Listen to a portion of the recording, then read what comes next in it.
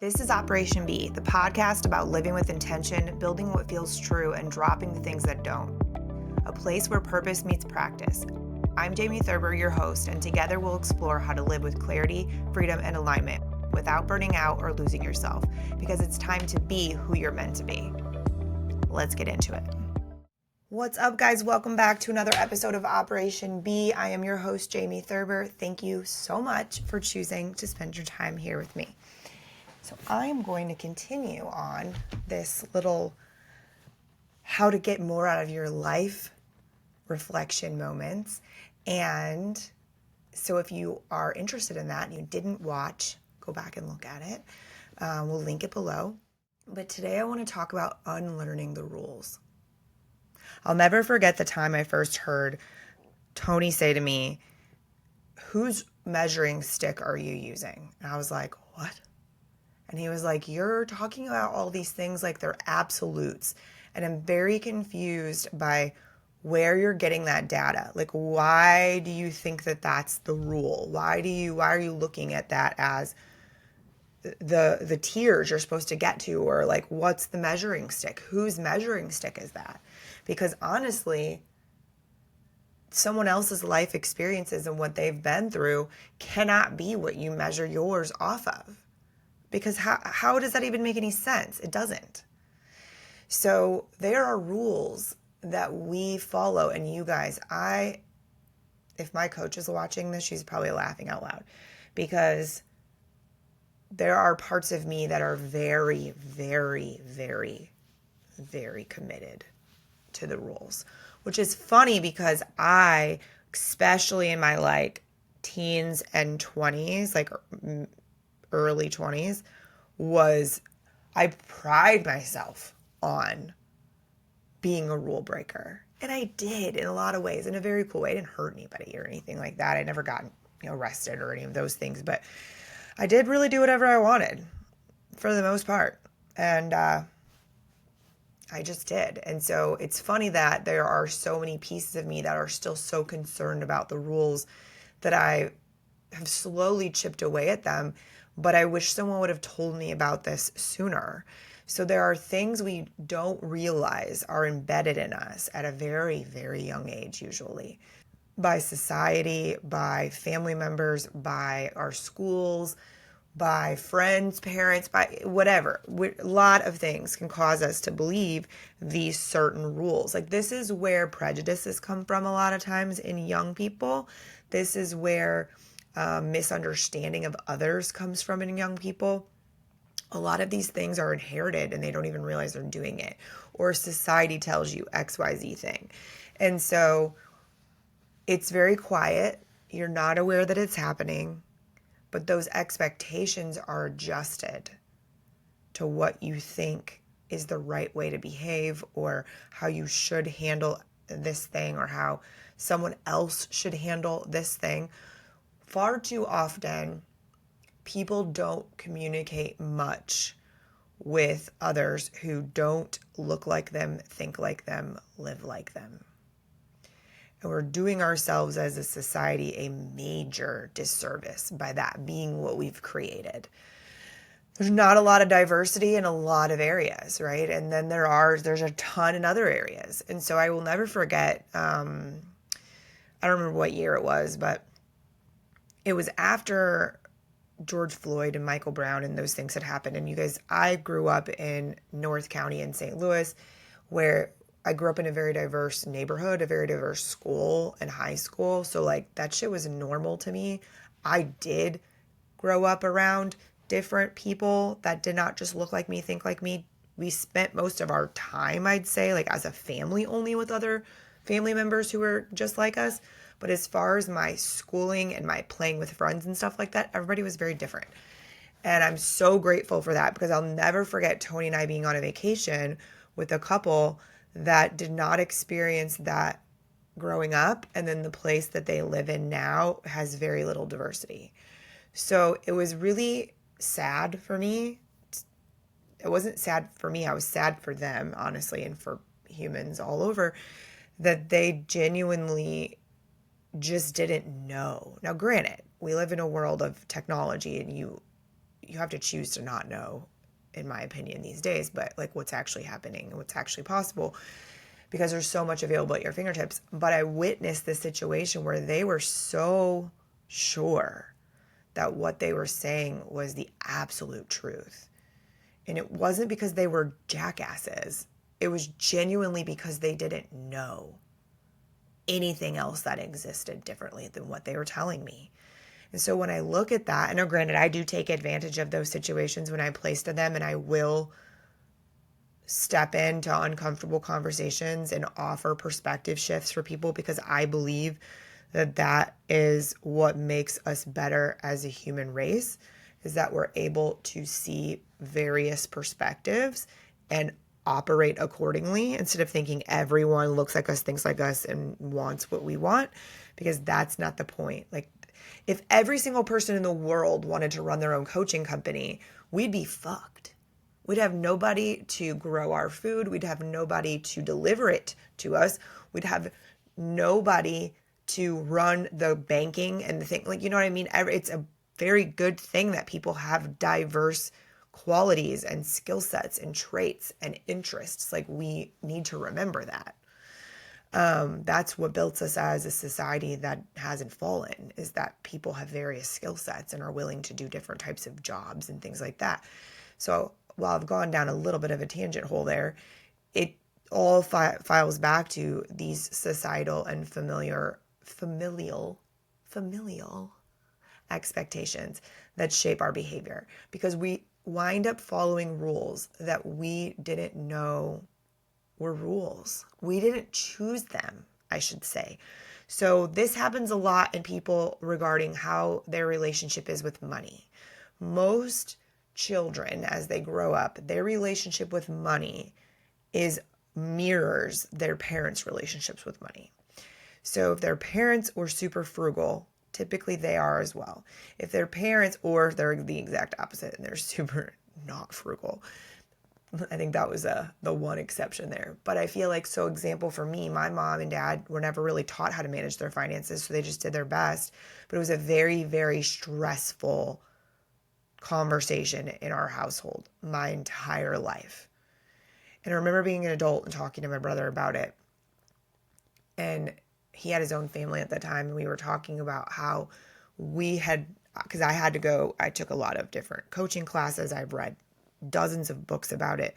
And so has he, to unlearn this negative money mindset, to unlearn we needed to learn how to be in a prosperity, abundance mindset instead of a lack, because everyone I knew for the most part lived in a lack. And that's part of why I will say, like, I remember my high school boyfriend that I've mentioned before, that I helped him with his business when I was, 17, 18. His family was not like that. They had a whole different experience than my family had. His grandpa had started a company and his dad had a company. And so they had a very different upbringing as far as what they had access to and the way they saw other people do life. And when I was with him, I was very welcomed into his family and extended family and whatever.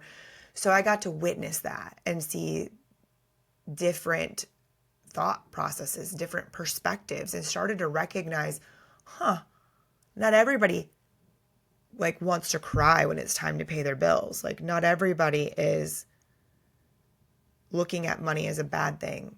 These guys look at money as a tool. Interesting. Now, it took me a very long time to fully embody that, but I remember recognizing it, right? So, again, these are things that we don't even realize are shaping us, but they do. And it's, again, not a negative. It's not like it's anybody's fault. And it's not none of the things I'm saying is to fault anyone. But I will say, it was a piece, it was a big piece of me being able to believe that I was able to generate income a different way than what I had seen everyone around me, for the most part, do. So I had to unlearn that rule. So when we recognize that we're playing by someone else's rules, I don't know about you, but when I realized that, I got real mad. I was like, oh no, I've worked way too hard to create this like work ethic and this way of looking at life to let myself be having any of these automatic thoughts that are based off of someone else's rule book. No way, don't like it. So nowadays, when those things happen to me and I'll be like, okay, well, it has to be like this, I'll be like, wait a minute, Jamie. Says fucking who? Says who? Which I do have stickers and a shirt that say that on my website, so we'll link them below in case you like that phrase as much as I do. But it's on this. I have this sticker on my keyboard of my laptop, so I see it all the time. It says fucking who. So it's a reminder of like, it has to be like this and blah blah blah. And sometimes I stop myself and I'm like, wait a minute. Like, says who? What if I did it a little bit like this and it felt better and it was less stressful and everybody got what they wanted? Like, what if I did that instead? Interesting, right? So this comes from being able to be present in a room. This comes from being able to have self-awareness. So these are all things we work on always. We don't stop working on those things. Checking ourselves and things that make us feel really anxious, as far as like pressure, I should say, like lots of pressure to do the said thing X, Y, Z way and by this time frame. You got to check on that because sometimes, sure, that is true and that is what we need to do. But a lot of times it's not. And you've put yourself in that spot for no reason and you can cut yourself some slack. So that's really what we want to look for. So there it is. We start questioning these assumptions. Like, wait a minute. Why do I have to do it that way? I tell people a lot, one of the only places that I will follow all of the rules without questioning a damn thing is the airport, because they have control over those airplanes and I don't.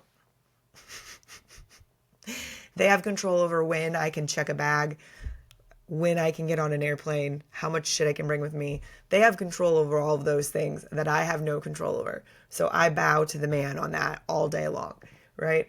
And so in other cases, though, if we question in a healthy manner, question, what if I did it this way? And that doesn't mean we need to proclaim it to the world and like make a big stink out of it. That's defeating the purpose. The purpose of this exercise and the purpose of learning how to let go of rules that aren't yours is to create freedom for yourself, not to create more chaos for you to have to sort through, because that's not the point. The point isn't to tell all of the people whose rule books that you're following all about how the rules are wrong. That's not it. The point is, how do I write my own? How do I acknowledge and start questioning the things that maybe I didn't make the decision on? Maybe it wasn't me, right? Maybe I didn't decide that I didn't like that thing or that person or that music.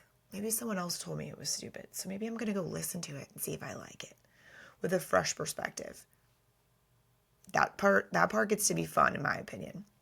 With me in my own business and life, with questioning these rule books, it definitely was a big thing about money. It definitely was a big thing about time. So meaning, and this is something I still, when I started at the production company, I felt this old thing come back, and it was, when I say this, guys, I don't know how to say it. I don't mean this in an arrogant fashion, okay? I have this gift of being able to get a lot of things done in a small amount of time, typically. Not always, but in a lot of cases.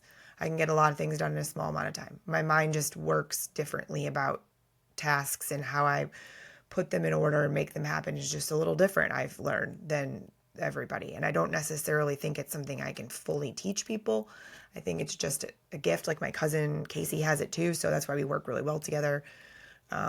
Anyway, but when I started at the production company, I caught myself feeling like I needed to justify my time to the people there, instead of embracing the superpower that I embraced many years ago that helped me build this company while still being able to deal with being sick as fuck and no one even knew, traveling all the time, which made me more sick, but I was still able to produce and do this stuff without worrying about anybody else's like time clock, basically, of how I was doing it, because it didn't matter. It wasn't their problem to deal with. It was mine. Like, I dealt with it in my own way, and I allow myself to realize that I have this expertise and ability, and that's okay. So in this new business, I had I don't know, probably a couple months before I realized, oh my God, Jamie, you do not need to justify the fact that that thing took you half of the time it would take someone else. And then you also don't have to then do 15 more hours worth of work just so that you can say you did. Now granted, there was a lot to do and there still is. And I do that. But like for me, counting my hours in that kind of situation feels very petty to me. It just does. And I think that comes from the fact that I do know that I'm able to get a lot of things done faster than other people and stuff. So counting my hours to be like, well, I did that reconciliation in 20 minutes and it would took you 2 hours. Like, who cares? That is unnecessary. But it's the belief rule, right, that came back in of me needing to track my time and justify my time the way other people do, which is one of the freedoms and beautiful things about my company and what I've built for myself is that how I spend my time is no one else's business as long as I get my work done.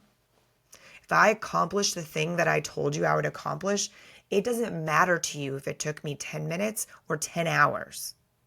And that is just a belief system that I think more people could become clear enough with themselves about things like that and really own it and not feel guilty about it, the better off a lot of us would be as far as stress and pressure and those kinds of things go.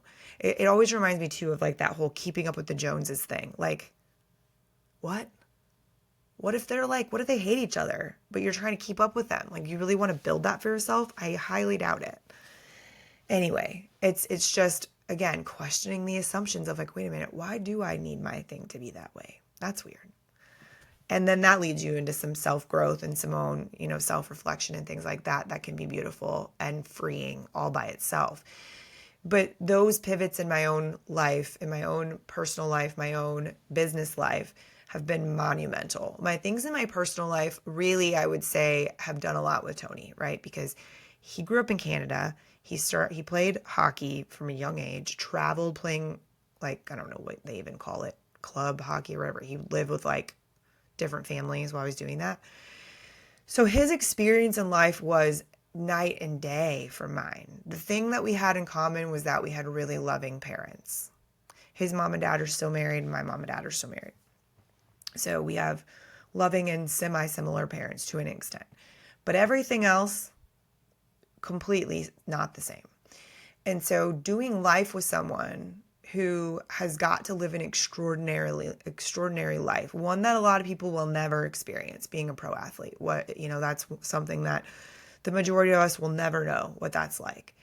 So getting to live with him and witness the way that he navigates the world has been its own educational experience, honestly. And a lot of it, I'd say there's a few things that I don't want to be my rules, but also some of the things, though, have been so healthy for me to learn that I didn't have to have or do a certain way, and that was okay. It also, we together, I'd say, discovered codependent relationships everywhere around us, and that we didn't have to have that.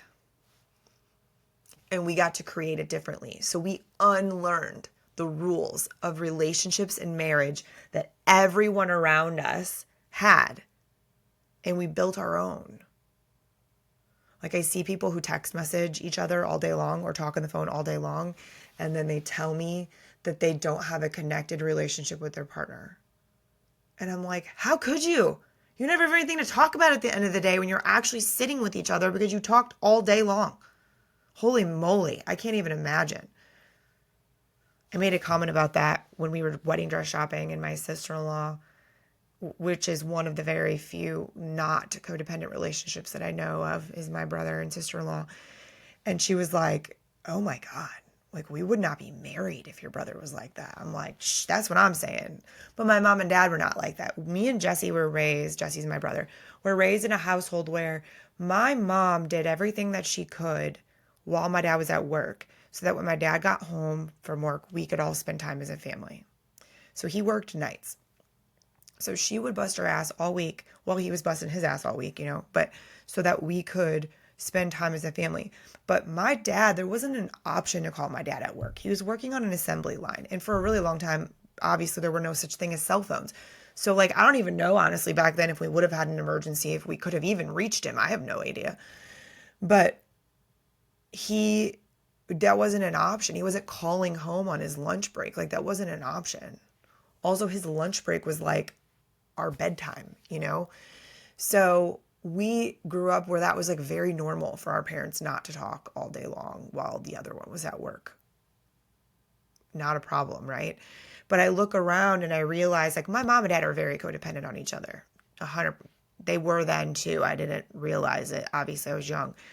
But as they've retired and stuff, like, it's definitely changed. But I don't know if that's what led Jesse and I to never seeing that, or just because we're very sturdy individuals. We were raised that way, to be very stable by ourselves, or what. But it is a thing where I'm like, oh my God, stop it. Like, don't.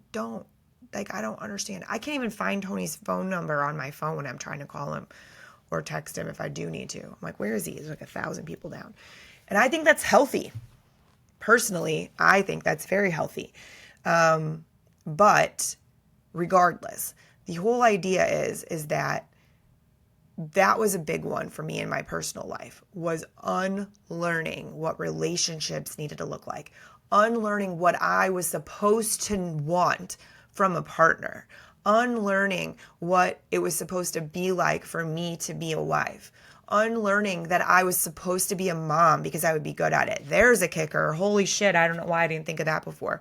Oh, I spent, 25 years of my life thinking that I needed to be a mom because that's what I was supposed to do and I would be good at it. Well, that's not a reason to bring children into this world. That's a terrible plan. That's a whole nother story, but that's one that definitely was a big unlearning, because I got to make that decision for myself, and I removed myself from my relationship. I spent time alone. I did all these things to make that choice for myself. And I'm so glad that I did, because I remember the day that it hit me that I was like, oh my God, it was never my plan. It was everyone else's plan for me, that this is what I was supposed to do. Big moment. Those are some examples. So I hope that some of those examples triggered something for you, a memory, a thought, a description, maybe your own rule that you're like, oh my God, that's not my rule. I need to rewrite how I handle X situation. So that's my goal when I share those kinds of things with you, is that hopefully it like spurs some sort of thought for you, or you have like a little light bulb moment for yourself. So my action for you today following this episode would be identify one inherited belief that no longer fits, or one rule that you've lived by that you didn't make. So when you identify these things, you can decide, do I want to continue? Does that fit me and I want to continue with that? Or do I want to strip it away and rewrite my story and make my own rule book? And either one of those answers are completely okay. It's whatever feels the best to you. So I would love to hear what comes out of this conversation for you. So as always, feel free to comment below or send me an email and tell me what's up or ask questions, because I love having these conversations with you. And make sure that as the series continues, make sure that you hit that notification button and that you're subscribed to our channel on YouTube and on all the audio platforms, whichever one you choose to listen on, so that you don't miss the next episode. As always, if you liked this message, please give it a thumbs up. Share this over with someone that you think can benefit from it. And if you have not already left us a review somewhere that you like to listen, that would be amazing. And I would be very grateful if you would do that. Until next time, go out into the world, do good, live by your own rules, and I will see you later. Thank you for listening to Operation B, the podcast. To support this message and to support the show, please make sure that you like, follow, and share wherever you enjoy listening. And be sure to leave us a review on iTunes. That's the way to support this message. Thank you for being here, and see you next time.